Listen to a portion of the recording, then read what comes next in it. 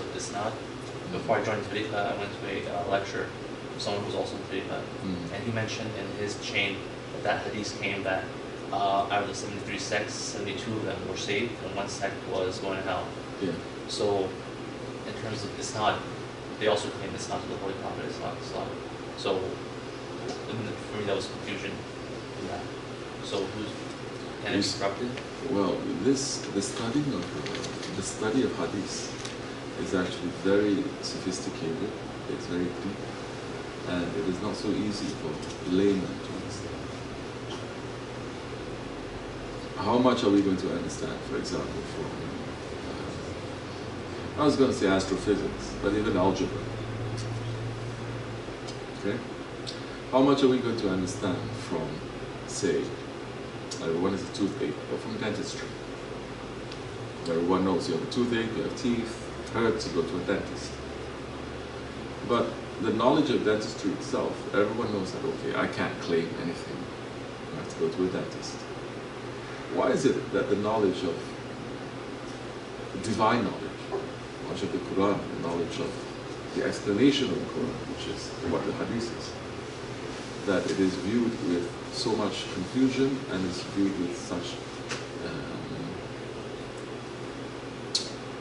denigration?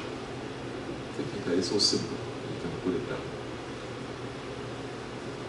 What would happen if you think we have the establishment of, say, this country, with all of its institutions of learning, right?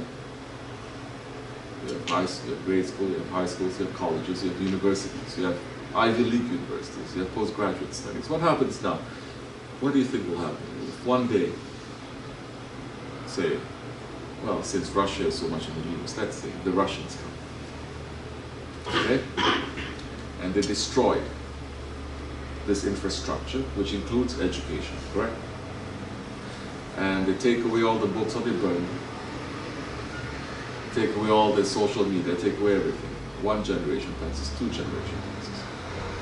What will happen then in that generation that is passed, who had not, generation that comes into this world that is not witness to what we're witnessing right now? They're going to be separated from it, correct? What if in that generation, a new group of people, whether they're put there, or whether it's coming up from themselves, now start to say, you know, the American system, school, the real American system, there is no such thing as Ivy League. All the colleges, they are the same. And whatever that you find in the colleges also, you have to put a big question mark. You have to start something new. Put doubt into everything that you've learned from this 300 years of civilization here in America. Don't you think there's going to be confusion? There can be a huge confusion that happens after that. That confusion also is because that generation is removed from the 300 years of knowledge that has been accumulated. In fact, you don't have to get the Russians to come here to do that. Now there's already confusion in this country about basic news. That news then, is it real news or is it fake news? Is it something that is actually happened or did someone stage it? There's confusion because there used to be a little bit here and there, but now they question everything. That is what happened to Islam. It's huge. People are already starting to question the basic tenets of Islam. Okay? And they're looking at now things that have been passed down, knowledge that has been passed down. They're starting to not only question it, they're starting to put doubt. Questioning is one thing, to put doubt in it is another. And to disbelieve is another. That hadith, for instance, the scholars of hadith, they have developed a science of ascertaining whether a certain hadith comes from the Prophet, comes or not. Authentication. Whether that is authentic in its meaning, or authentic in its isnad, or authentic in its form. These are three different things. For example, there are some hadith that comes directly from the Prophet ﷺ, but there's only one person who's reporting it. There's some with 100 people who are reporting it. So these are the different categories. I'm not going to get so much into it. And what has happened now? The situation is, people of this 21st century who's been divorced from Islamic civilization and spiritual civilization, for over 100 years, and not respecting and not studying what has happened for 1400 years, suddenly think that they've rediscovered the wheel. And they start to question everything. But were these questions asked? They've been asked in the first few hundred years of Islamic civilization. Is this coming from the Prophet? Is this coming from Allah? Authentication of all this, of religion, you understand? These questions were very rigorously asked in the first few hundred years so that you can get over it, so that you can start building a civilization to make a better life here on earth for people, not only for Muslims, for non-Muslims too, for everyone. Because if you're just going to be stuck with, say, moon sighting, how much forward are you going to be? You can't go forward. And so, what do? They've made now this confusion because they're giving bits and pieces of information. A hadith is strong. A hadith is weak. A hadith is Hassan. Or a hadith is false. I've only cited 4 out of many categories. And just because a hadith is weak, it doesn't mean that it is false. Weak in terms of what? In terms of, oh, it only has 1 transmitter, or 2 transmitters, or 5, instead of 100 people, for example. So these are different criterion that the experts and the scholars and the alims and the ulamas, they have put into Islam, and they have said now, in order to ascertain whether that is real or not, these are the tests that we have to do.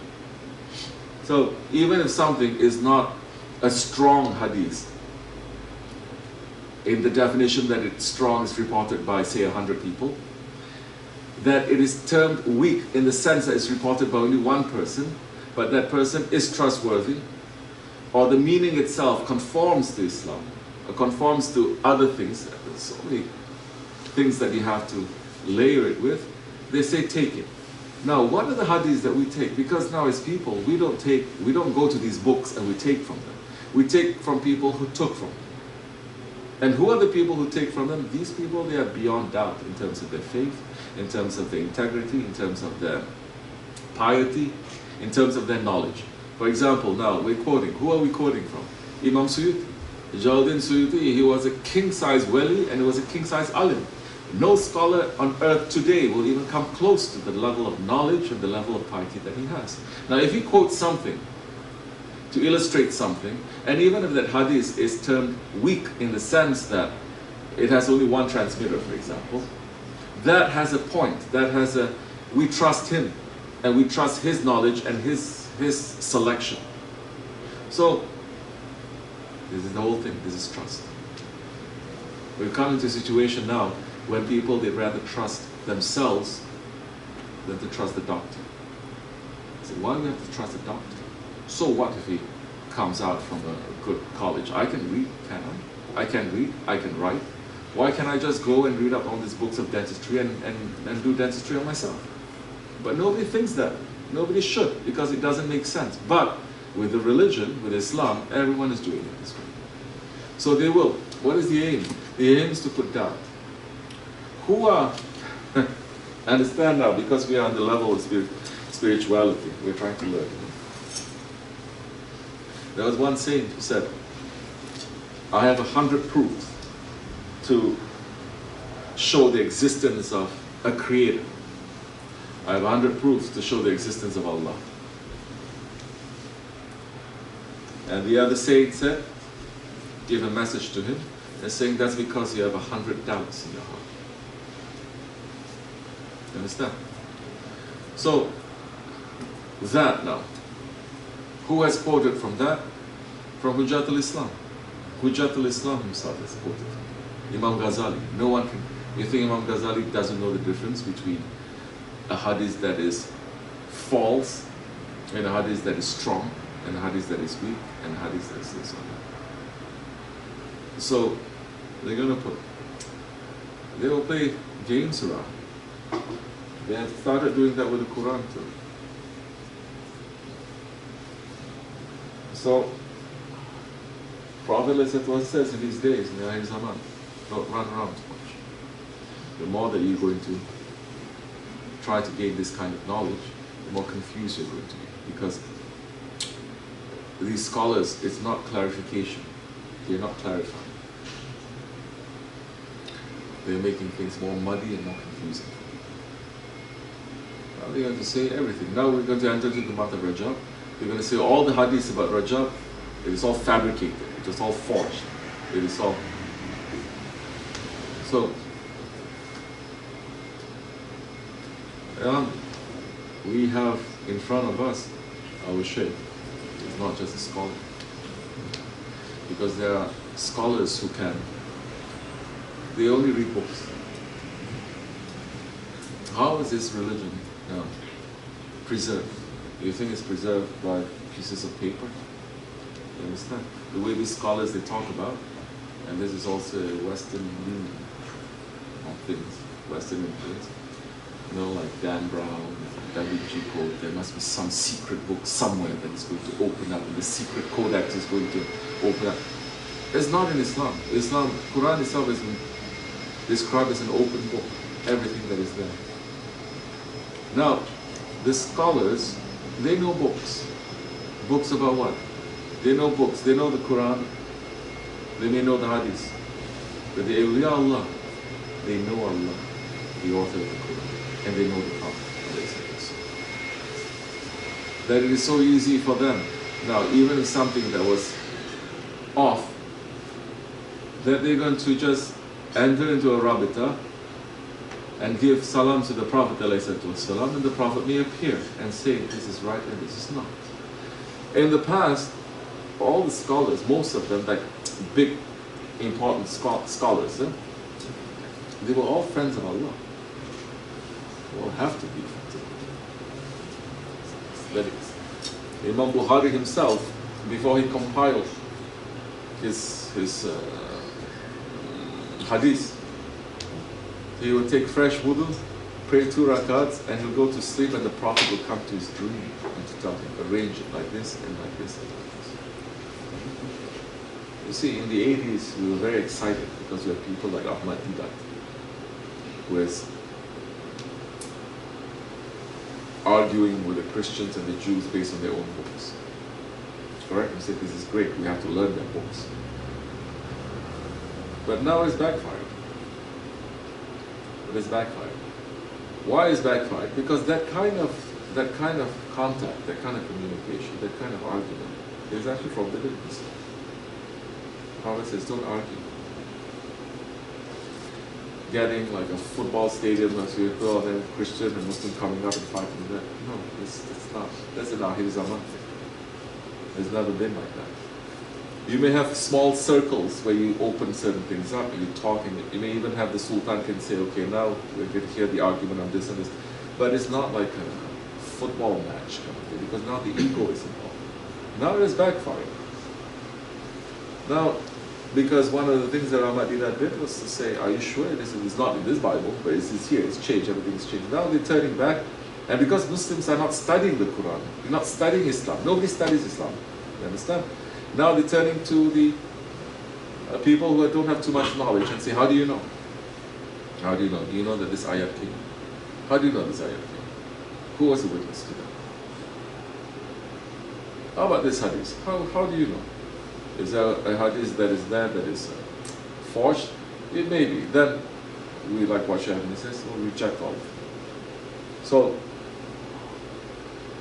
if there is a way of verification, it's very simple. Because this religion is not a few pieces of paper.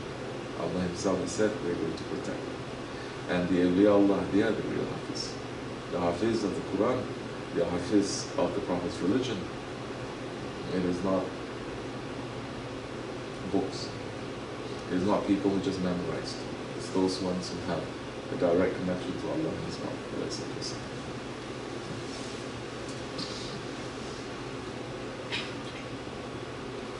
I can show you books. What are they going to say?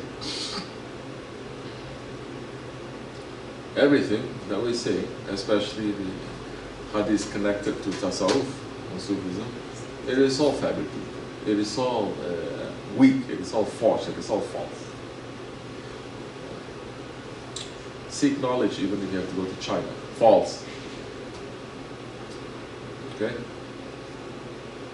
All the hadiths connected to making zikr, false. And who are these people anyway, who is talking about all these things? There are people, you see, they're not correct. Their faith is not complete, it's not correct. See, you have that guy with a muscle t-shirt, and he's making fatwa, and he's claiming that whatever I'm doing is exactly what the great imams do. They are more rigorous in their approach to understanding this religion to make sure that it is real, authentic. Shaitan. Because you don't have a teacher, and there is no permission for you to speak. What this world really needs now, the Muslims, is not to question your faith. It's not to say, oh, don't read this.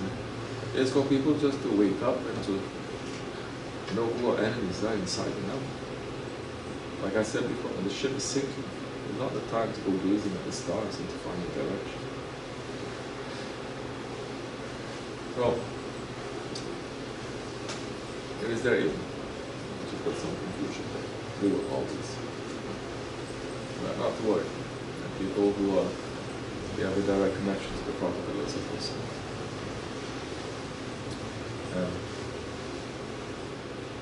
they're keeping everything properly. Now they question even Hujjat al-Islam, they question Imam Suyuti, they question so many Imams. Great scholars, but you can't even understand where they got the knowledge. These are the people who would not, they don't renew their wudu from, say, Isha until Fajr, because for 20 years, 40 years, because they never go to sleep. For 40 years, they never go to sleep nighttime. They rest in the daytime a little bit, because they are thinking, they're praying, they're studying, and they're teaching. You see, those people, they can be fooled.